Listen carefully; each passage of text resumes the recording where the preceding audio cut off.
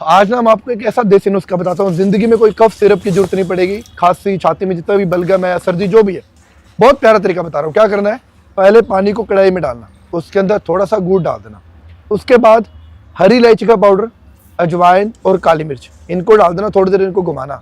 फिर इसके बाद इसमें क्या डालना है काला नमक और अदरक का पाउडर। अब इसको 2 से 3 से 5 मिनट इसको पका लेना। अब पकाने के बाद क्या करना है, आधा चम्मच सुबह गर्म पानी के साथ, आधा चम्मच रात को सोने से पहले। जितना भी बलगम जमा है या खांसी है या सर्दी है, 2 दिन में क्लियर हो जाएगी।